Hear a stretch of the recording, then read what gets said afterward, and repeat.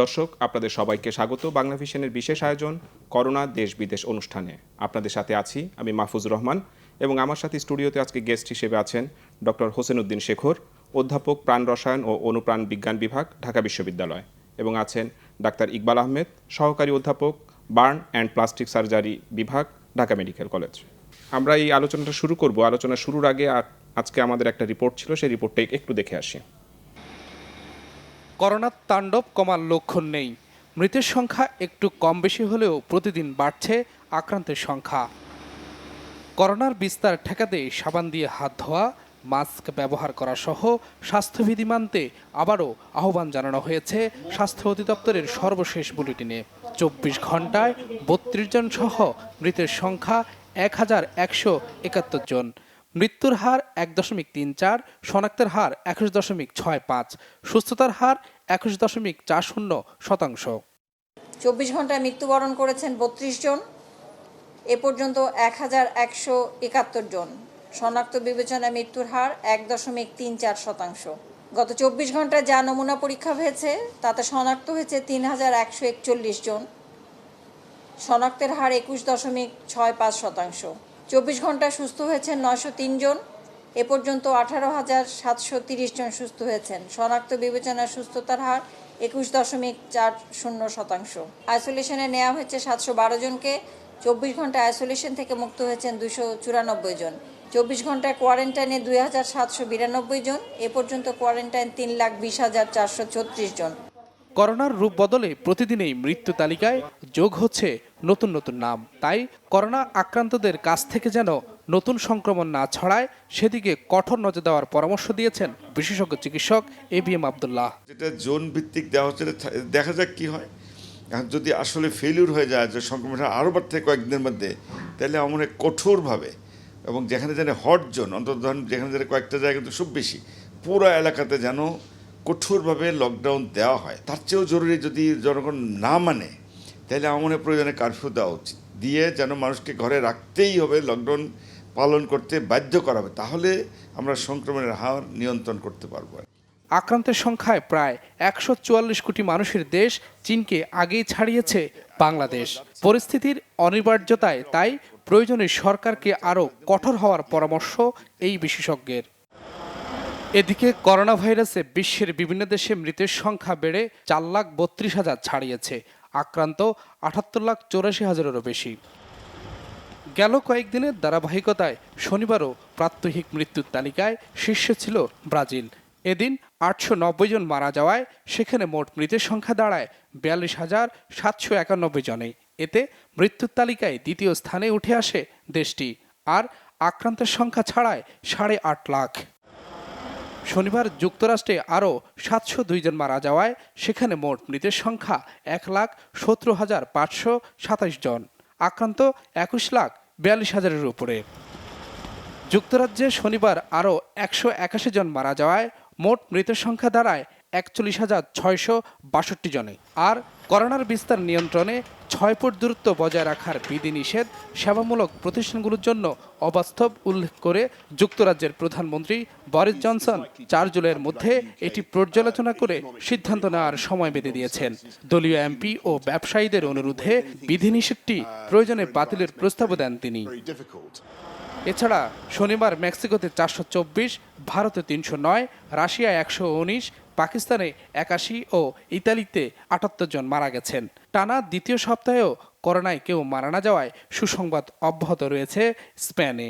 আর একদিনে 12,000-এর বেশি মানুষের করোনা শনাক্তের রেকর্ড হয়েছে ভারতে। ডাক্তার ইকবাল, আপনি রিপোর্টটা দেখলেন এবং সবারই আশঙ্কা যে আগামী দিনগুলো কেমন হবে। আক্রান্তের সংখ্যা তো বাড়ছেই এবং আরও আশঙ্কার জায়গা, এবং সবাই আশঙ্কা প্রকাশ করছে যে আক্রান্তের যে হারটা, এই হারটা শুরুর দিকে 3-4% ছিল, আস্তে আস্তে সেটা 10-12, গত কয়েক সপ্তাহ ধরে এটা 20%-এর বেশি হচ্ছে। তো আগামী দিনগুলো কি আরও ভয়াবহ হবে? আপনার ধারণাটা কি? জি, ধন্যবাদ আমাকে আমন্ত্রণ জানানোর জন্য। আগামী দিনগুলি কি আরও ভয়াবহ হবে কি না, এটা বেসিক্যালি কেউ প্রেডিক্ট করতে পারবে না, কারণ এই ভাইরাসের কোনো ট্রিটমেন্ট নেই। এটা কোন দিকে যাচ্ছে আমাদের দেশে এটা আরও বেশি প্রেডিক্ট করা যাবে না, এই জন্য যে আমরা তো বেসিক্যালি যে স্বাস্থ্যবিধিগুলি, স্বাস্থ্য সতর্কতাগুলি মেনে চলছি না, বা আমাদের দেশে যে লকডাউন দেওয়া হচ্ছে, মানুষের জনসমাগম সীমিত করা হচ্ছে, সেটা কিন্তু আমরা মেনে চলছি না। এখন যেসব কান্ট্রিতে এই ইয়াগুলো, স্বাস্থ্য সচেতনতাগুলো মানুষ মেনে চলেছে, লকডাউন মেনে চলেছে, তারা তো সুফল পেয়েছে।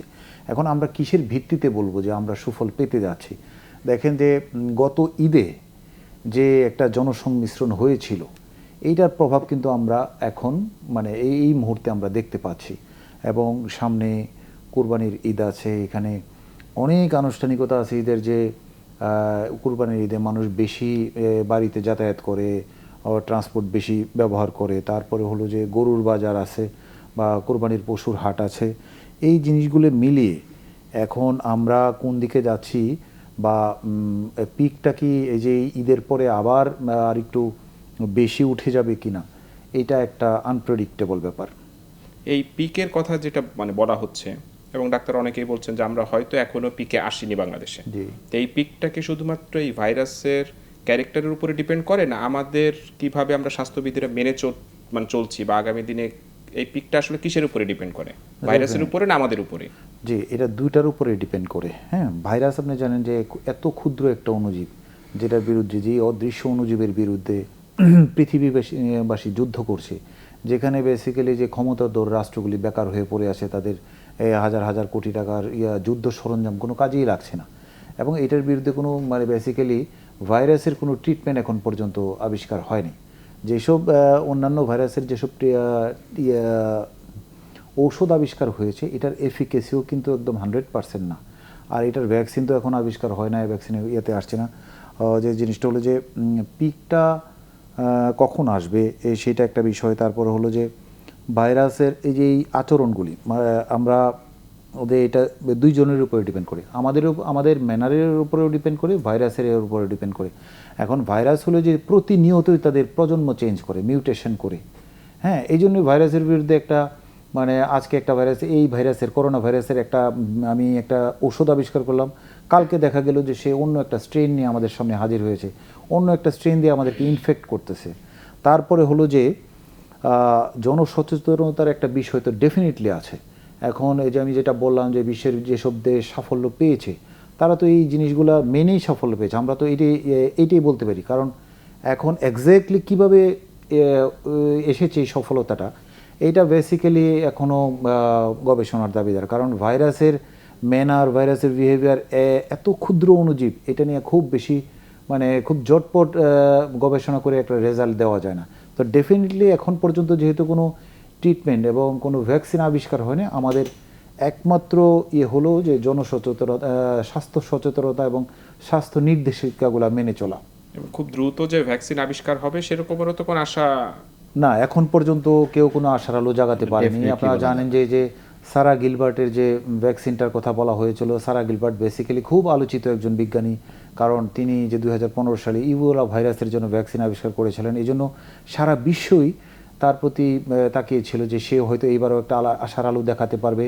কিন্তু বেসিক্যালি তার প্রজেক্টটা বলতে গেলে যে ফেইলুর হয়েছে এটা বলা যাবে না। সে বানরের উপরে এই ভ্যাকসিনটা আবিষ্কার করার পরে বানরকে উপরে করোনা ভাইরাসে এক্সপোজ করা হয়, কিন্তু এক্সপোজ করার পরে এই বানরগুলার ইনফেক্ট হওয়ার কথা ছিল না, মানে এই বানরগুলো আক্রান্ত হওয়ার কথা ছিল না, কিন্তু সবগুলি বানরই আক্রান্ত হয়েছে। যার ফলে সবচেয়ে আশা নিয়ে আমরা যে ভ্যাকসিনটির দিকে তাকিয়েছিলাম, সেটা বেসিক্যালি এখন আর আশার আলো জ্বালিয়ে রাখতে পারছে না।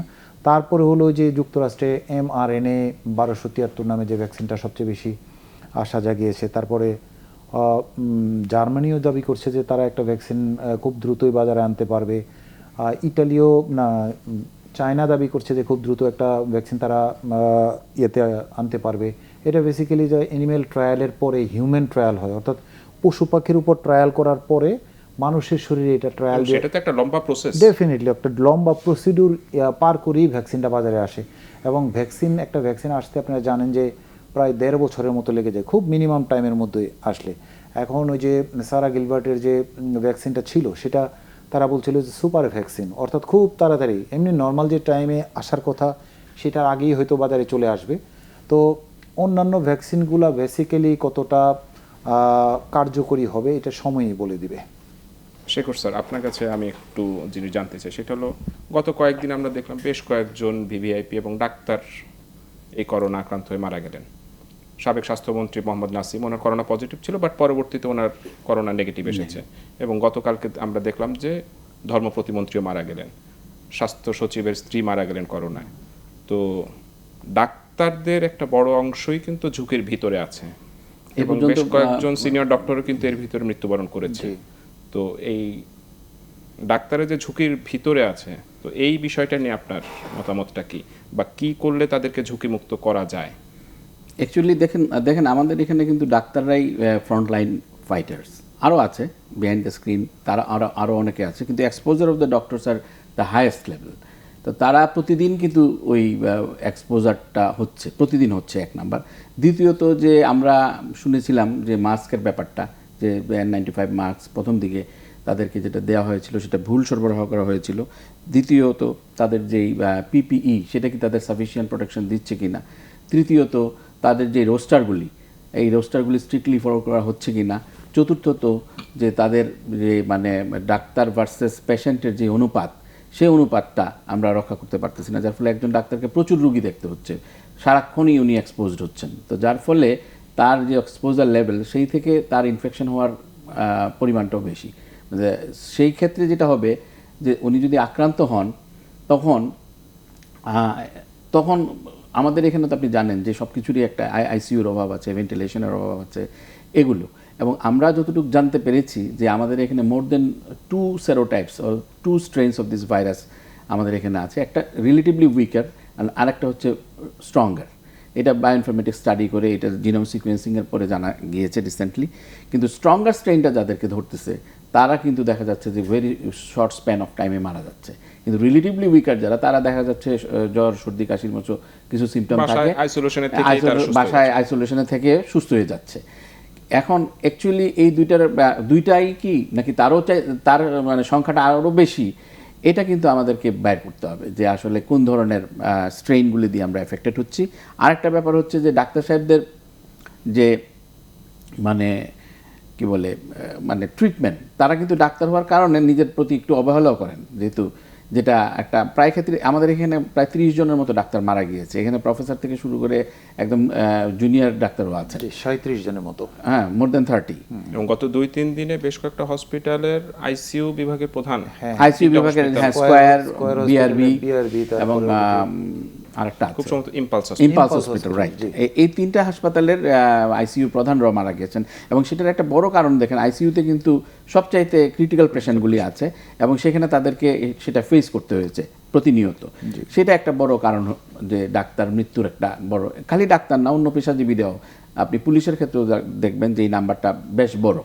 এখন যারা ফ্রন্ট লাইন ফাইটার্স, যারা প্রত্যেক দিন বাইরেতে হচ্ছে, বাড়ি থেকে ডিউটি করতে হচ্ছে, এবং তারাই কিন্তু আক্রান্ত হচ্ছেন বেশি, ইররেসপেক্টিভ অফ এইজ অ্যান্ড।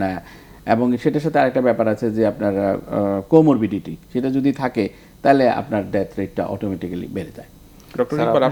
একটু যুক্ত করতে চাই যে পুলিশের যে ব্যাপারটা স্যার, এটা হলো যে পুলিশরা যে বাইরে ডিউটি করার জন্যই যে শুধু আক্রান্ত হচ্ছে এরকম না। পুলিশের আবাসন ব্যবস্থাটা খেয়াল করেন, একটা ব্যারাকে কতগুলি পুলিশ, কত ঘনবসতি পূর্ণ একটা পরিবেশে তারা বসবাস করে। তারপরে যখন তারা ট্রান্সপোর্টে যাতায়াত করে, একটা কাভার্ড ভ্যানের মধ্যে অন্তত 20-25 জন পুলিশ থাকে। তারা কিন্তু নিজেদের ক্ষেত্রে সামাজিক দূরত্ব, সোশ্যাল ডিস্টেন্স যেটা মেনটেন করার কথা, ওইটা কিন্তু পারছে না। আমাদের তো সব জায়গায় রিসোর্সের আসলে সীমাবদ্ধতা রয়েছে। তারপরে এই পুলিশ যারা করোনা আক্রান্ত হয়েছে তাদেরকে কিন্তু আক্রান্ত হওয়ার পরে কিন্তু আইসোলেশন বলেন বা কোয়ারেন্টাইন বলেন, সেটার কিন্তু একটা ব্যবস্থা সরকারের পক্ষ থেকে করা হয়েছে বিভিন্ন হোটেলে বা বিভিন্ন জায়গায়। প্রতিরোধ করার কথা বলা হচ্ছে, হ্যাঁ, প্রতিকার করা কঠিন, কিন্তু প্রতিরোধের জন্য আপনার এই যে সোশ্যাল ডিস্টেন্সিং, একটু আগে আপনারা নিউজে দেখাচ্ছিলেন যে ইউকের মতো দেশেও সোশ্যাল ডিস্টেন্সিং 6 ফিট এটা ফিজিবল হচ্ছে না। আর আমাদের মতো একটা ঘনবসতিপূর্ণ দেশে সেখানে এই 6 ফিট ডিস্টেন্সিং মেনটেন করা, it is impossible. Doctor Iqbal, আপনার কাছে আমি একটু জানতে চাই, সেটা হলো যে অনেকেই অভিযোগ করেন যে করোনা পেশেন্টদের ট্রিটমেন্টটা হয়তো খুব ভালো মতো হচ্ছে না, কিন্তু ডাক্তাররা যখন মারা যান, তো এই ডাক্তাররা তো একটা হসপিটালের ডাক্তার, ওই জায়গাটায় তো তারা খুব ভালো ট্রিটমেন্ট পান, ডাক্তার হিসেবেই হোক বা নিজের একটা প্রতিষ্ঠান হিসেবে হোক। সেক্ষেত্রে ডাক্তারদের মৃত্যুটা কেন বেশি অন্যান্য মানে পেশার চেয়ে? জি, কারণ তারা তো সর্বোচ্চ ট্রিটমেন্টটাই পাচ্ছেন। যে একটু আগে বলছিলেন যে আমাদের কয়েকজন ভিআইপি মারা গেছেন। আমাদের দেশে ভিআইপিরা যখন ট্রিটমেন্ট পায় তখন তারা কত যত্ন সহকারে ট্রিটমেন্ট পায় সেটা আর বলার অপেক্ষা রাখে না। সে যদি মন্ত্রী হয় বা সাবেক মন্ত্রী হয়, তো তারাও যেহেতু করোনায় আক্রান্ত হয়ে মৃত্যুবরণ করছেন, তো এখানে বেসিক্যালি যে ডাক্তাররা খুব ভালো ট্রিটমেন্ট দিচ্ছে না এটা বলার কতটা সুযোগ আছে এটা আপনি সহজেই অনুমেয়। তারপরে হলো যে ডাক্তাররা বেশি আক্রান্ত হওয়ার কারণ হলো যে তারা বেশি এক্সপোজ হচ্ছে, রুগীর একদম কাছাকাছি তো তারাই আসছে। এখন এই মুহূর্তে ডেডিকেটেড কোভিড হসপিটালে যেসব ডক্টররা ডিউটি করছে তারা তো সারাক্ষণই কোভিড রুগীর সংস্পর্শে আসতেছে। এখন পিপিই কি আমাদের 100% প্রোটেকশন দিচ্ছে? তাছাড়া হলো পিপিই পরিধান করার, পিপিই আপনার করার, খোলার যে নিয়ম কানুনগুলো আছে এগুলো সব সময় আমরা সব ডক্টররা কি মেনটেন করতে পারছি কিনা। তারপরে হলো যে দেখেন যে আইসিইউ যেসব ডক্টররা মারা যাচ্ছে তারা বেসিক্যালি অধিকাংশ হলো সিনিয়র ডক্টর। এই যে হেড অফ দ্য ডিপার্টমেন্ট টিন্ডা হসপিটালের মারা গেলেন, তারা সিনিয়র সিটিজেন বেসিক্যালি, এবং তাদের রোগ প্রতিরোধ ক্ষমতাটা বা কতটুকু এই বয়সে কতটুকু থাকে। তারপরে এরকম একটা মানে ডেন্সলি অকুপাইড একটা ভাইরাল এনভায়রনমেন্টে তারা যখন কাজ করছে তাদের মৃত্যুর হারটা বেসিক্যালি স্বাভাবিক হওয়ারই কথা, বেশি হওয়ারই কথা স্বাভাবিকভাবেই। তো ডক্টর শেখর, আমি আপনার কাছে একটু জানতে চাই যে এই করোনার আসলে স্পেসিফিক কোনো ট্রিটমেন্ট, যেহেতু কোনো ভ্যাকসিন নেই, ওষুধ নেই, স্পেসিফিক কোনো ট্রিটমেন্ট তো আসলে দেওয়া সম্ভব না। করোনার পাশাপাশি যদি অন্য কোনো জটিলতা, শারীরিক জটিলতা, সেটা ট্রিটমেন্ট সম্ভব। তো প্রতিরোধ হিসেবে আমরা বিভিন্ন জায়গায় দেখি মার্কেটের সামনে বা বিভিন্ন অফিসের সামনেও কিছু টানেল স্থাপন করা হয়েছে এবং অনেক জায়গায় দেখি শরীরে স্প্রে করা হয়। এইটা কি আসলে বিজ্ঞানসম্মত? এটা অ্যাকচুয়ালি অন্য বা আপনার মানে করোনার জন্য যদি করা হয়ে থাকে সেটা আসলে ততটুকু কার্যকরী নয় আমার মনে হয়। কারণ এগুলি এক ধরনের একটা মেন্টাল একটা শিল্ড তৈরি করে যে আমি একটা প্রোটেকশন নিলাম, কিন্তু আই ডোন্ট থিঙ্ক যে এটা দিয়ে আপনি করোনাকে প্রতিরোধ করতে পারবেন। যদিও এটা একটা বিজনেসের মতো হয়ে গেছে এখন, যে প্রত্যেকটা হসপিটালের কিংবা আপনার কি বলে এন্ট্রিতে এই ধরনের একটা ঘটনা দেখা যাচ্ছে, যেটা মানে সত্যিকার অর্থে এটা কোনো প্রতিরোধ হিসাবে কাজ করে না। মানে এটা আপনাকে প্রোটেক্ট করবে এমন নয়। তো যেগুলি স্প্রে করা হচ্ছে সেগুলি ইনসেক্ট কিলারের হিসাবে কাজ করতে পারে, সেগুলি অন্য কোনো জীবাণু, কিন্তু করোনার জন্য এগুলি কোনো ওষুধ নয় বলে আমি মনে করি। ডাক্তার ইকবাল, আমি একটা জিনিস জানতে চাই, সেটা হলো আপনি একটু আগে আলোচনায় বলছিলেন যে এই করোনার ভাইরাসটা মিউটেশন হয়। তো এই মিউটেশন হওয়ার উপরে কি আমাদের স্বাস্থ্যবিধিটাও পরিবর্তন করা প্রয়োজন, না যেই স্বাস্থ্যবিধির কথা আমরা বারবার বলছি যে সাবান দিয়ে হাত ধোন, মাস্ক পরে থাকেন, তো এই মিউটেশনের ফলে যদি মানে দুই ধরনের ভাইরাসের কথা বলা হচ্ছে, মানে ভাইরাসের দুইটা, at least 2 or more than 2, দুইটা ভাইরাসের ক্ষেত্রে কি স্বাস্থ্যবিধি যেগুলো বলা হচ্ছে সেগুলোই কার্যকর, না আরো কোনো বিষয় আছে এখানে? না, স্বাস্থ্যবিধি দুইটাও কেন, সব ভাইরাসের ক্ষেত্রে একই রকম। হ্যাঁ, যেটা হয় যে ভাইরাসের যে বা শরীরের যে গঠন, ভাইরাসের শরীরের যে আউটার লেয়ারটা থাকে, শরীরের যে বাহিরের যে আবরণটা থাকে, সেটা লিপিড দিয়ে তৈরি। অর্থাৎ ওই যে গ্রিজের মতো যে পদার্থগুলো থাকে না, গ্রিজের মতো পদার্থ দিয়ে তৈরি। এটা যখন আমরা সাবান দিয়ে ধুই না, আমাদের হাতের মধ্যে যদি সেই ভাইরাসগুলো থাকে, তো ওই লিপিডটা তার দেহের বাইরের ওয়ালটা যখন গলে যায় তখন কিন্তু ওই ভাইরাসটা বাঁচতে পারে না। এই জন্য সাবান দিয়ে হাত ধোয়ার প্রতি বারবার বলা হচ্ছে। তো এইভাবে কিন্তু আপনি আপনার হাতটাকে মোটামুটি 100%-এর কাছাকাছি আপনি জীবাণুমুক্ত করতে পারেন। এখন যেটা হচ্ছে যে আমাদের এই করোনা ভাইরাসের রুট অফ এন্ট্রি, অর্থাৎ যেটা দিয়ে আমাদের শরীরে বেশি প্রবেশ করে, এটা হলো নাক, চোখ এবং মুখ দিয়ে প্রবেশ করে। এখন আমরা কিন্তু বিভিন্নভাবে কিন্তু হাতটা এই মুখের কাছে নিচ্ছি একটু চুলকানোর জন্য, বা নাকটা একটু চুলকানোর জন্য, চোখটা একটু খুঁচানোর জন্য। এই জন্য যে কোনো ভাইরাসের জন্য বা যে কোনো ইয়ের জন্য স্বাস্থ্য সচেতনতা সবই একই। মিউটেশনের ক্ষেত্রে যে ব্যাপারটা কনসার্ন সেটা হলো যে এক এক ভাইরাসের ট্রিটমেন্ট এক এক রকম হবে। যদিও কোনো ভাইরাসের ট্রিটমেন্ট ওইভাবেই করা যায়নি, ব্যাপারটা স্বাস্থ্য সচেতনতার ক্ষেত্রে কোনো পার্থক্য নেই। মানে নাক, প্রতিরোধের ক্ষেত্রে এই দুইটা ছাড়া, মানে এই তিনটা ছাড়া বা কানের মাধ্যমেও কি করোনা ভাইরাস? কানের মাধ্যমে বলা হচ্ছে না, শোনা যায়নি। তবে হ্যাঁ, শরীরের পুরোটাই আপনার প্রোটেক্ট করতে হবে। কারণ শরীরের একটা জায়গায় যদি লাগে, আপনার সেটা শরীরের অন্য জায়গায় আসতে পারে। আপনি ওই অংশটা নিয়ে আপনি বিছানায় শুইলেন, ওই বিছানার যে আপনার নাকে মুখে লাগবে না এমন কোনো গ্যারান্টি নাই। তারপরে হলো যে ওই জায়গাটাতে আপনার শরীরের মনে করেন যে পায়ের মধ্যে ওই ভাইরাসটা লাগলো, ওই পায়ের মধ্যে যে আপনার হাত যাবে না, হাত একটা সময় পরে আপনার মুখের মধ্যে যাবে না, এরকম তো কোনো গ্যারান্টি নাই, এটা তো আমরা জানি না। কিন্তু অনেকের ভিতরে আতঙ্ক রয়েছে বাজার নিয়ে, বাজার থেকে যে সবজিটা যে ফলমূলটা আমরা কিনে আনি জি। এইটার মাধ্যমে করোনাটা কি ছড়াইতে পারে? কারণ Definitely, অনেকে সবকিছুর কিন্তু এই ফলমূলটা শাকসবজি বাসায় নেয়ার পরে নানান উপাদান দিয়ে ধুচ্ছে, হয়তো ব্লিচিং পাউডার দিচ্ছে, দেওয়ার পরে করোনা মুক্ত হচ্ছে বলে অনেকের ভিতরে ধারণা। এই ব্যাপারে বৈজ্ঞানিক ব্যাখ্যাটা কি? হ্যাঁ, এই ব্যাপারে বৈজ্ঞানিক ব্যাখ্যাটা যেটা আমি বললাম, যেসব সবজি ধোয়া যাবে, যেমন আপনি বেগুনটা ইচ্ছা করলে আপনি ধুইতে পারবেন, মূলা, আলু এগুলো ইচ্ছা করলে আপনি সাবান দিয়েও ধুইতে পারবেন, এতে কোনো সমস্যা নেই। যে সবজিগুলি ধোয়া যাবে, যে কাঁচামালগুলি ধোয়া যাবে, এগুলো আমরা ধুয়ে ব্যবহার করতে পারি। সেটাকে সাবান পানি দিয়ে ধুইতে হবে? সাবান পানিতে ধোয়া যাবে, জি। আমরা যদি ব্লিচিং পাউডার বা অন্য কোনো কেমিক্যাল ব্লিচিং পাউডারের চেয়ে তো সাবান বেশি উপকারী। হ্যাঁ, আমরা যে হ্যান্ড স্যানিটাইজার ইউজ করি এটার চেয়ে বেসিক্যালি এটা বেশি উপকারী, সাবানটা বেশি উপকারী। ওখানে বরং কোনো খাদ্য সামগ্রীতে যে ডিসইনফেক্টেন্ট এগুলো না দেওয়াটাই বেটার। ব্লিচিং পাউডার টাউডার না দিয়ে বরং সাধারণ সাবান দিয়ে, সাবান পানি দিয়ে যে আমরা ধুয়ে নিই সেটা বরং ভালো হবে। শেখর স্যার, আপনার কাছে জানতে চাই, যেটা আপনার আসলে সাবজেক্ট, যে হেলথ সেক্টরে বায়োকেমিস্টদের ভূমিকাটা কেমন এবং তারা কি অবদান রাখতে পারে? দেখুন, আমাদের দেশে যেটা হয় যে আমরা যেমন মানে কতগুলি মিসনোমার আছে, যেমন আমরা ফার্মাসিস্ট বলতে বুঝি যে যিনি ওষুধের, সাধারণ মানুষের কনসেপ্টটা এরকম যে যিনি ওষুধের দোকানে ওষুধ বিক্রি করেন উনি ফার্মাসিস্ট। এটা অসাধারণ মানুষের স্যার, এটা তো আমাদের স্বাস্থ্যমন্ত্রী স্যারও বলছেন। হ্যাঁ, তো হয়তো উনি না বুঝে বা হয়তো শোনার ভুলে বলতে পারেন। বায়োকেমিস্ট বলতে আমাদের এখানে সাধারণ মানুষ, এই বায়োকেমিস্ট্রি ডিপার্টমেন্টটা ঢাকা বিশ্ববিদ্যালয়ে আছে আজকে প্রায় 60 বছর।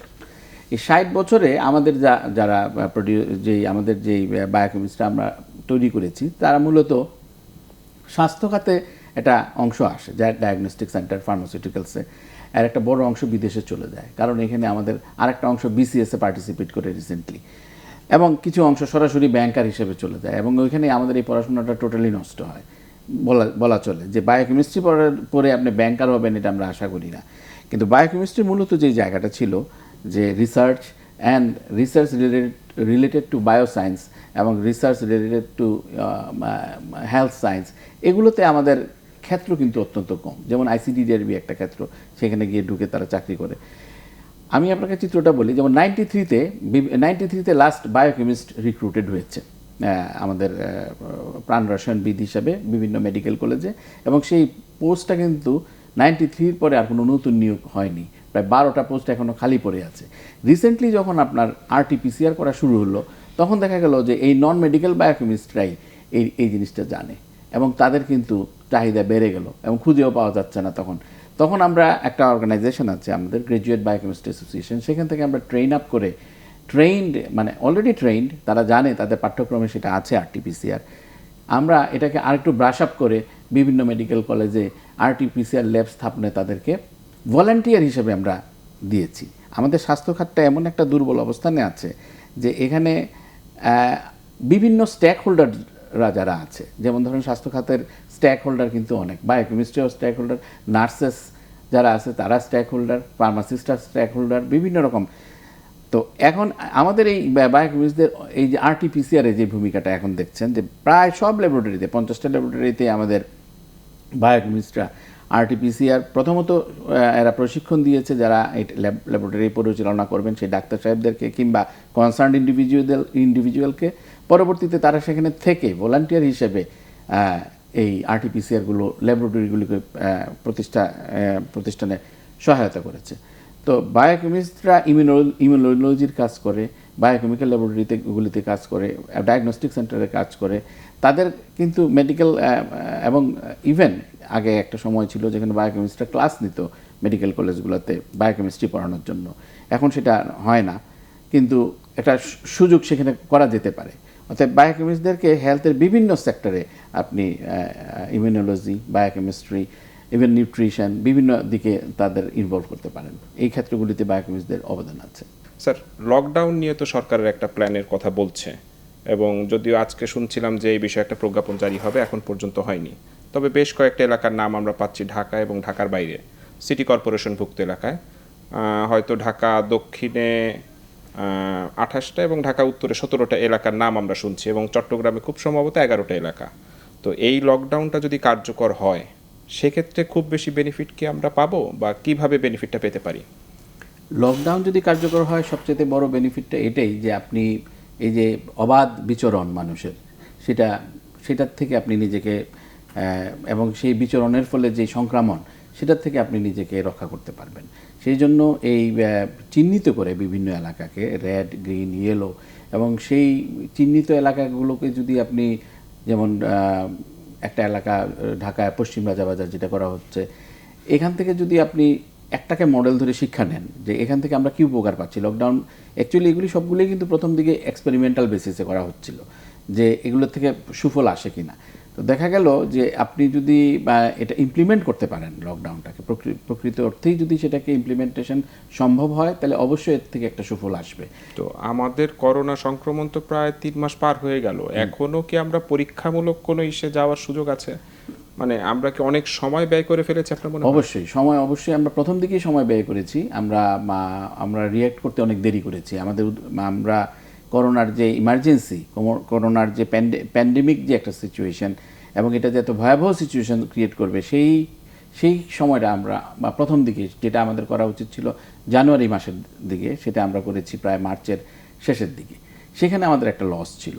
তার পরবর্তীতে যেটা হয়েছে যে আমরা এই যে কতগুলি সিচুয়েশনে এই হিউজ নাম্বার অফ পপুলেশনের মিক্স আপ হয়েছে ঈদের কারণে, গার্মেন্টসের বেতন নেওয়ার কারণে, বিভিন্ন কারণে দেখা গেল যে মানুষ সমাগম হচ্ছে, এবং তার থেকে রোগের এখন দেখেন এখনও কিন্তু আমরা বলি যে পিক এখনও আসে নাই, হয়তো পিকটা আগামীতে আছে আরও কিছুদিন পরে, এবং পিকটা নির্ভর করবে জনগণ কিভাবে অবাধ বিচরণ করতেছে না তারা একটা নিয়ম শৃঙ্খলার মধ্যে আছে। তো লকডাউনটা অ্যাকচুয়ালি সেই জন্যই করা যে এটার থেকে একটা চিত্র পাওয়া যাবে এবং সেখান থেকে মানুষকে এটা প্রতিরোধের জন্য একটা ব্যবস্থা নেওয়া যাবে। এবং সেই জন্য আমি মনে করি যদি খালি লকডাউন বললেই হবে না, সেটা ইমপ্লিমেন্ট করতে হবে।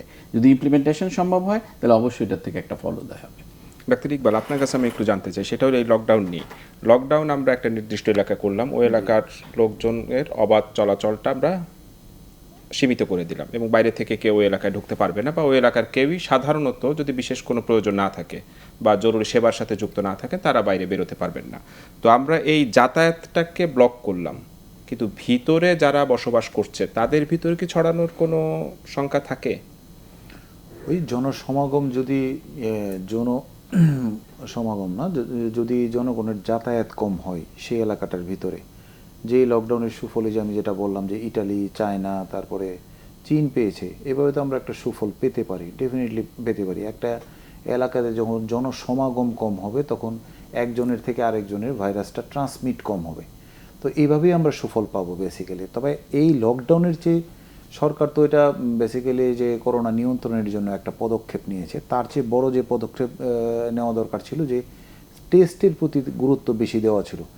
এখন যে পিসিআর মেশিনে যে টেস্টটা করা হচ্ছে এটা অনেক সময় সাপেক্ষ এবং ব্যয় সাপেক্ষ, যার ফলে হচ্ছে কি যে প্রচুর পিসিআর মেশিন আমাদের না থাকার দরুন আমরা খুব অ্যাভেলেবেল পরীক্ষা করতে পারছি না। অনেক মানুষ সিমটম নিয়ে অপেক্ষা করছে, হয়তো সে সিরিয়াল পাচ্ছে না, বা সিরিয়াল পেতে পেতে এমন একটা সময় আসছে ততক্ষণে তার সিমটম চলে গেছে, সে আর পরীক্ষাটা করাইতে পারছে না। কিন্তু এই সময় সিমটম থাকলে, যদি আপনার জ্বর থাকে, কাশি থাকে, তো যে কারোই বেসিক্যালি এই পরীক্ষাটা করানো উচিত। পরীক্ষাটা করানো উচিত এই জন্য যে আমার হয়তো কোনো শ্বাসকষ্ট নাই, কিন্তু আমার এইবার হয়েছে কিনা, আমি এবার কোভিডে আক্রান্ত হয়েছে কিনা, এই ডকুমেন্টটা থাকা দরকার। এইটা প্রশাসনিকভাবে ওই ডকুমেন্টস থাকা দরকার, বা আমার ব্যক্তিগতভাবেও ওইটার প্রয়োজন আছে। বিকজ আমি যদি 1 মাস পরে আবার বা 2 মাস পরে আবার জ্বর বা সর্দিতে আক্রান্ত হই, তখন কিন্তু আমি করতে পারবো যে ডিটেক্ট করতে পারবো যে এটা এবার কোভিড না হওয়ার সম্ভাবনা আছে, নর্মাল ফ্লু হতে পারে। যেহেতু আমার একবার হয়ে গেছে, এইবার হওয়ার সম্ভাবনাটা খুবই ক্ষীণ, যদিও দ্বিতীয়বার কোভিডে আক্রান্ত হওয়ার প্রমাণ পাওয়া গেছে। তারপরে খুবই rare, exception can not be an example, ওই রকম আর কি।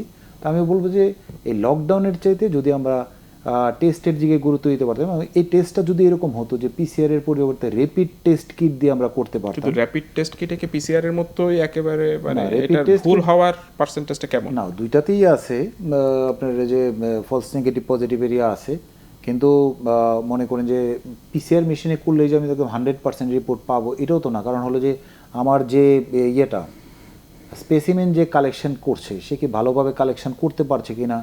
আমি এমন একটা জায়গা থেকে স্পেসিমেন কালেক্ট করলাম যেখানে আমার ভাইরাস ছিল না, তো সেই ক্ষেত্রে তো নেগেটিভ আসবে, কিন্তু আমি তো বেসিক্যালি পজিটিভ।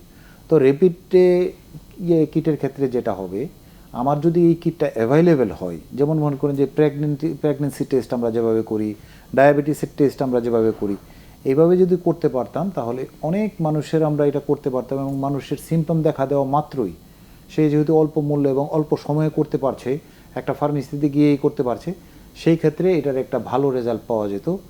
এবং সেই ক্ষেত্রে আমাদের ডকুমেন্টেশনটাও ভালো হতো যে না আমি এইবার আক্রান্ত হয়েছি, এবং পরবর্তীবারও যদি আবার হয় এরকম সিমটম দেখা যায় সে তখন আবার করে নিত।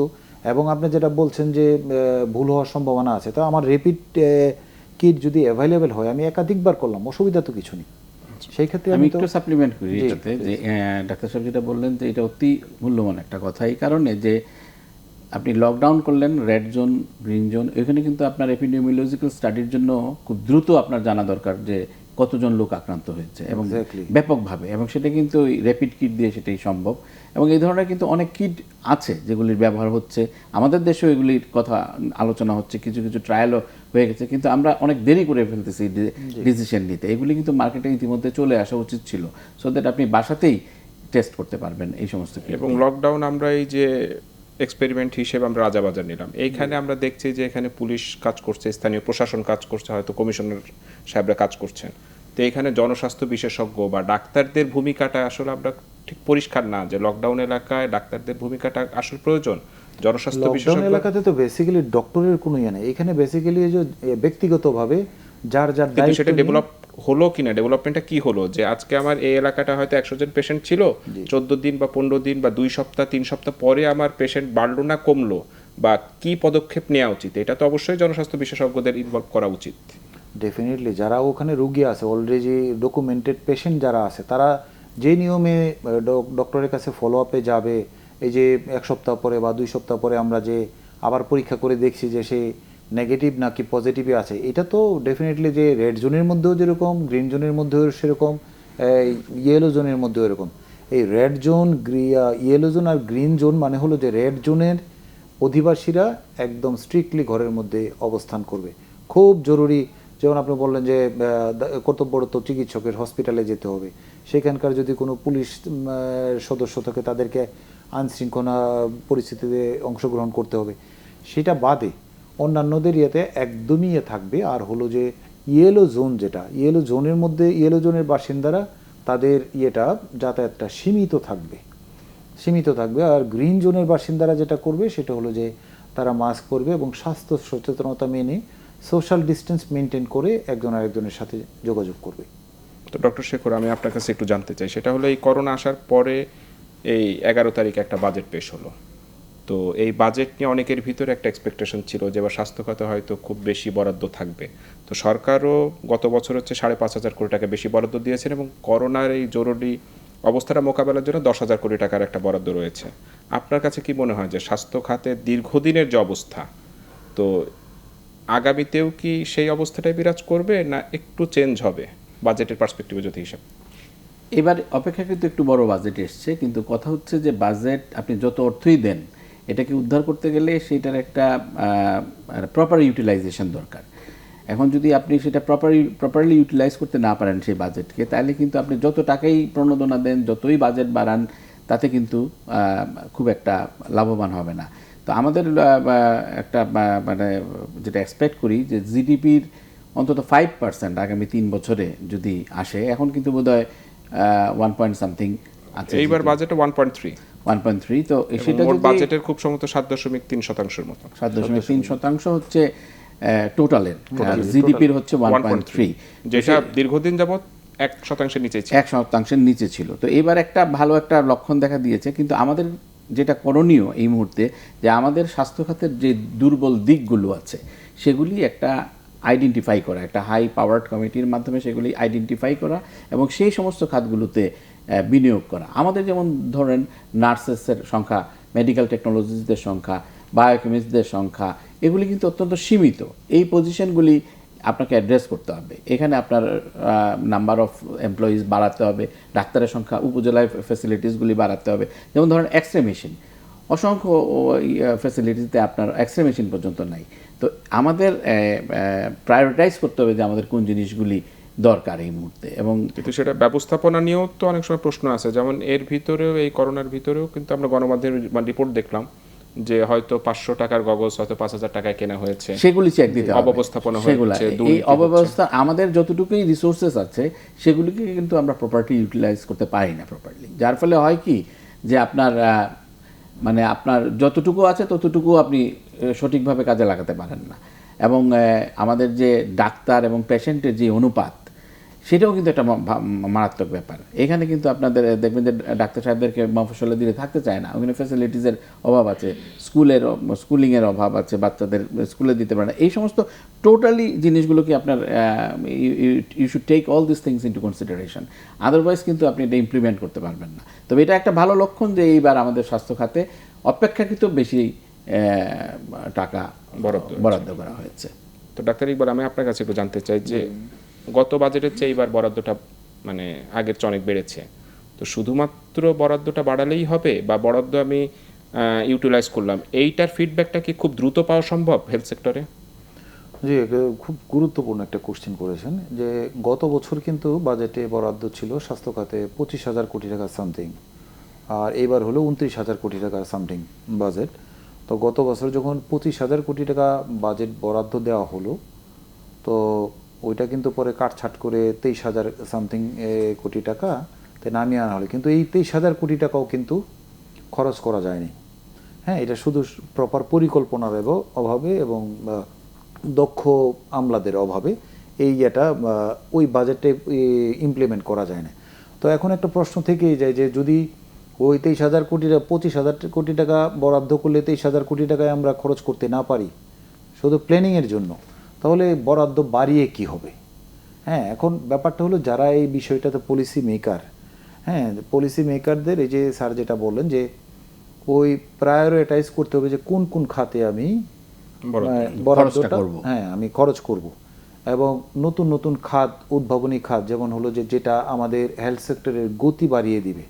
যেমন মনে করেন যে এই মুহূর্তে সবচেয়ে বেশি প্রয়োজন হলো যে ভেন্টিলেটর মেশিন, প্লাস হলো যে এই এক্সপার্ট, যেমন আমাদের এই যে কিছুক্ষণ আগে বলছিলেন যে অনেকগুলি ডক্টর মারা গেছেন, এবং স্বাস্থ্য খাতে যে অ্যানেস্থেশিয়া ডক্টরদের কিন্তু সংকট আছে, অ্যানেস্থেশিয়ার সংকট আছে, এবং এই সময়ে অ্যানেস্থেশিয়া ডক্টররা মারা যাচ্ছে, এটা কিন্তু একটা বিরাট কনসার্ন। হ্যাঁ, 30-40 বছরের অভিজ্ঞতা সম্পন্ন, ডেফিনেটলি এই ধরনের একটা রাষ্ট্রের একটা তৈরি করতে কত যে পরিশ্রম, কত যে সময়ের বিষয়। ব্যাপারটা হলো এরকম যে একটা 100 বছরের বয়সী একটা গাছ কেটে ফেলেন, এটা রিপ্লেসমেন্ট কিন্তু রাতারাতি সম্ভব না, কোনোভাবেই সম্ভব না। এই ব্যাপারটা ঠিক এরকম। তো ওনাদেরকেও যাতে প্রপারলি ইউটিলাইজ করে আমাদেরকে হারাতে না হয়, সেই জিনিসগুলো করতে হবে। যেমন হলো যে ইয়াং জেনারেশন ডক্টরদেরকে আমরা শর্ট টার্ম ট্রেনিং দিয়ে আপাতত এই আপৎকালীন ইয়েটা আমরা চালাইতে পারি। আমরা যদি 5,000 ডক্টরকে আমরা অ্যানেস্থেশিয়া ট্রেনিং 6 মাসের ট্রেনিং দিই, এবং প্রত্যেকটা জেলা লেভেলে যদি আমরা করতে পারি, আইসিইউ স্থাপন করতে পারি, জেলা হসপিটালগুলিতে আইসিইউ এবং এইচডিইউ স্থাপন করতে পারি, এবং যদি এই ডক্টরগুলি দিয়ে সেটা চালানো যায়, তাহলে এটা হবে একটা মানে মোকাবেলার একটা ভালো একটা কৌশল হবে আমি মনে করি। তো ডক্টর ইকবাল, আমি আপনার কাছে একটা শেষ প্রশ্ন করতে চাই, এবং যেটা আমাদের অনেকেরই জানার আগ্রহ, যে আমরা সারাদিন বাইরে আছি, বাসায় যখন ঢুকবো আমরা, বাইরে হয়তো আমরা স্বাস্থ্যবিধি মেনে কিছুক্ষণ পরপর হাত ধুচ্ছি, মাস্ক ইউজ করছি, এবং অফিসের ভিতরে হয়তো 2 ফিট 3 ফিট দূরত্ব আমরা বজায় রাখছি, কিন্তু যখন বাসায় ঢুকবো, বাসায় ঢোকার পরে আমাদের স্বাস্থ্যবিধিটা কি হওয়া উচিত, বা বাসায় ঢুকে আমরা কি করব? জি, ধন্যবাদ। আমরা যাদেরকে প্রতিনিয়ত বাইরে যেতে হচ্ছে, সবসময় তো আর ঘরবন্দি হয়ে থাকা সম্ভব হচ্ছে না, আমাদের জরুরি প্রয়োজনে হসপিটালে যেতে হচ্ছে, বাজারে যেতে হচ্ছে, তো ওখান থেকে এসে বা আমাদের ডক্টর বা পুলিশ বা যাদেরকে এই সময়টাতে অফিস করতে হচ্ছে, তাদেরকে যে স্বাস্থ্যবিধিটা মেনে চলা উচিত। বাইরে গেলে যেহেতু সম্ভাব্য আমি ইনফেক্টেড একজন পেশেন্ট হিসাবে বিবেচিত হব, সুতরাং ঘরে ঢোকার পরে বা ঘরে ঢোকার আগে আমাকে কিছু ম্যানার মেনটেন করতে হবে। যেমন এটা যদি সুবিধা হয় যে আমরা একটা প্লাস্টিকের তৈরি একটা জুতা যদি আমরা ব্যবহার করতে পারি তাহলে এটা আমরা ধুয়ে ধুয়ে ব্যবহার করতে পারবো। চামড়া জুতা তো ধুয়ে ব্যবহার করা যায় না। তা আমি 1 জোড়া বা 2 জোড়া প্লাস্টিকের জুতো রাখলাম, যেটা আমার পুরো পাকে কভার করে রাখে। তারপরে এটা আমি বাসায় ঢোকার পরে এই জুতাটা আমি খুলে রেখে গেলাম যখন, তো আমি এটা গ্লাভসে বা করে কোনো একটা যে ভিনাইল গ্লাভস বা সিলিকন গ্লাভস দিয়ে ধরে আমি এটা সাবান পানিতে ডুবিয়ে রাখলাম। তারপরে হলো যে আমি না গিয়ে সরাসরি শোয়ার ঘরে বা অন্য কোথাও না গিয়ে সরাসরি আমি গেলাম হলো ওয়াশরুমে। গেটের একদম নিকটবর্তী যে ওয়াশরুমটা সেটাতে গেলাম। ওয়াশরুমে গিয়ে আমি হাতের ঘড়ি, চশমা বা চাবি সবকিছু স্যানিটাইজ করা। আমি স্যানিটাইজ করলাম, স্যানিটাইজার দিয়ে স্যানিটাইজ করলাম। আর যেগুলো আমার সাবান দিয়ে ধোয়া যাবে সেগুলো সাবান দিয়ে ধুয়ে ফেললাম। এবং ওখানে গিয়ে আমি গোসলের প্রস্তুতি নিলাম। আমি কাপড় চোপড়গুলি একটা সাবান মিশ্রিত পানিতে আমি রাখলাম, সেখানে ধোয়া হয়ে যাবে। এবং যাদের নিয়মিত বাইরে যেত এরকম 2-3 সেট কাপড় যদি তারা ড্রেসটা তো রেগুলার বেসিসেই ধোয়াটা উচিত, মানে এক ড্রেস তো 2 দিন বা এক দিনের বেশি যে পরাটা ড্রেস উচিত পরে না। আমি বাইরে গেলাম সেটা অবশ্যই বাসায় গিয়ে ধোয়া উচিত। আবার সাবান পানিতে ধুয়ে ফেলতে হবে। যদি কোনো ভাইরাস ওটাতে লেগে থাকে তাহলে ভাইরাসগুলি মারা যাবে। এই স্বাস্থ্যবিধিগুলি আমাদের মেনে চলা উচিত। অনুষ্ঠান একেবারেই শেষ পর্যায়ে আরেকটু আলোচনা করলে হয়তো ভালো লাগতো। তো ডক্টর ইকবাল এবং ডক্টর হোসেন শেখর স্যার, আপনাদের দুজনকে ধন্যবাদ স্টুডিওতে আসার জন্য। বিশেষ করে এই করোনার সময় আপনারা স্টুডিওতে এসেছেন, সেজন্য বিশেষ ধন্যবাদ। দর্শক, আপনারা এতক্ষণ আলোচনা শুনছিলেন দুজন বিশেষজ্ঞের। তো আমরা সবাই আশা করি সবাই আমরা ভালো থাকবো। আমরা যদি ব্যক্তি হিসেবে ভালো থাকি তাহলে আমাদের পরিবার ভালো থাকবে, সমাজ ভালো থাকবে এবং ভালো থাকবে আমাদের বাংলাদেশ। সেজন্য অবশ্যই আমাদের সবাইকে স্বাস্থ্যবিধি মেনে চলতে হবে। আপনাদের সবাইকে ধন্যবাদ। আগামীতে আবারও দেখা হবে। সবাই ভালো থাকুন, সুস্থ থাকুন।